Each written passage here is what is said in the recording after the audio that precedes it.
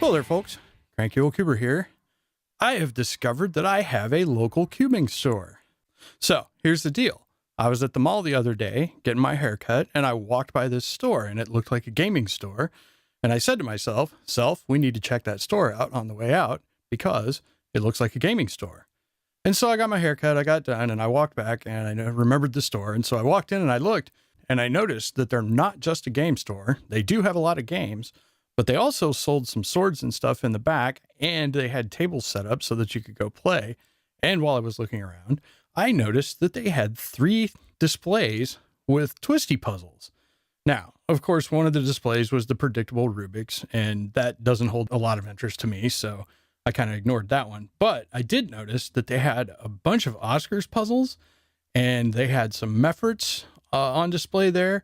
They also had some rebranded Yushin cubes. For some reason, apparently we have some company called iCube that imports Yushin cubes and rebrands them, but the Yushin logo was absolutely right there.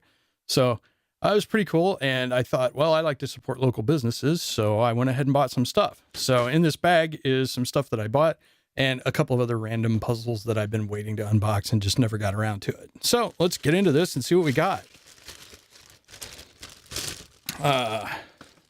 Okay, so, well, all right. This is a puzzle that my wife found and bought me. They did have this at this store, but she bought it for me, I think at an airport.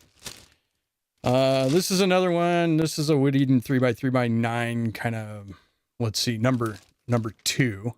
And that was just kind of in a random order that I forgot about. Then they have the Calvin's X-Cuboid, and I'm like, well, I've been wanting an X-Cuboid, so let's see what the Calvin's one is like. And they had this pocket cube, weird bandaged Meffert's thing that I don't completely understand, but I thought I would grab it. And then finally, I've been wanting a gear cube for a while. And so I went ahead and picked up this Oskar gear cube, sold by, I guess, Puzzle Master is who's selling that. Yeah, so these two are Puzzle Master. This one is actual Calvin's. So let's get into these guys and see what we got. I'll start with this guy. This I didn't get at the store, but it's been laying around and I want to play with it, which means that I want to unbox it. So this is a cuboid, but also a 3x3. So you can use it like a 3x3, right? Just like this. But it also has all these layers that you can do cuboid style. And so you can get a really good scramble on this thing. And then to boot, you can also do that with it. So it's got a lot of different configurations you can mess with. Now, it's not a super hard cube, but I really, really like these Wit-Eden cuboids. And so I saw this, it was on sale and I thought I would grab it. I kind of threw it in one of my, I got one that I didn't unbox because I just had a bunch of parts stuff and everything. And so I threw this in to get the free shipping and then I didn't bother unboxing it. So now it's unboxed. Okay. So this Skewb, mini Skewb thing, I think it actually is a Skewb, but I don't completely understand it. But my wife found this and brought it to me and I thought, well, that's awfully nice. So, and she wanted me to unbox it on the channel. So here I am. Now, the reason I think it actually is a Skewb is you notice it's deep cut and I think it has 8 axes. I'm not sure. It must though.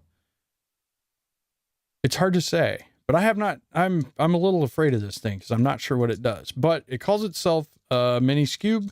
And so it looks like an interesting puzzle. I guess it's a shape mod of a Skewb. So how cool is that? Anyway, thanks to my wife for picking this up for me. Okay, now we get into the meat. Well, the gear cube interests me, so let's go ahead and get into it. Look there. So when you do retail, you have to package things way differently than if you're doing online sales. Because online sales, you can just send it in a box and be done, but you got to have the big shiny display. See, I'm not kidding. You have to have the big shiny display for everything. And that is why a lot of stuff costs more retail. So this is a Oskar gear cube, produced by Mefferts. I don't completely understand how it works.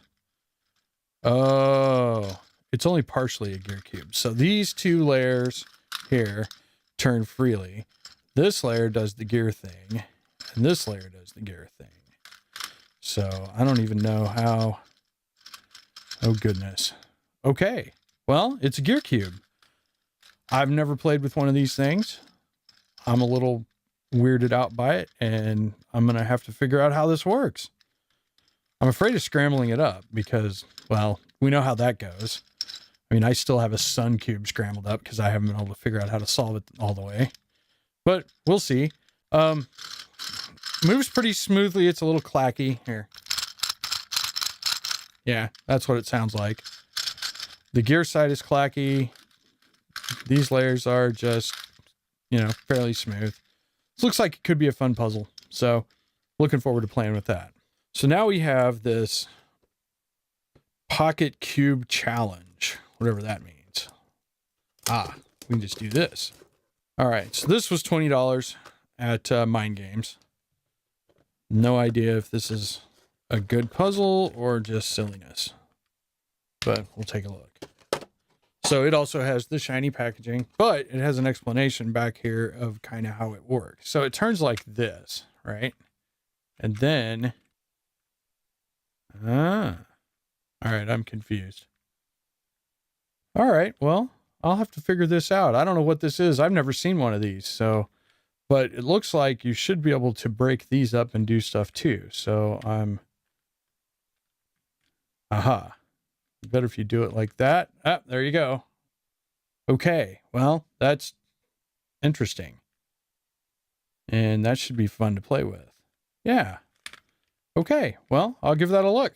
Anyway, I didn't have this one and it looked interesting, so I thought I would buy it.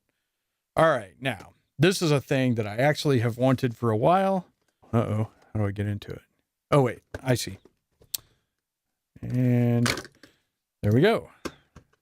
So Calvin's is always packaged very carefully in one of these things. All right, well, that's it. So this is basically a 3x3x5 cuboid and a 3x3x5 cuboid. Okay, so you got one here and you got one here. It turns pretty okay.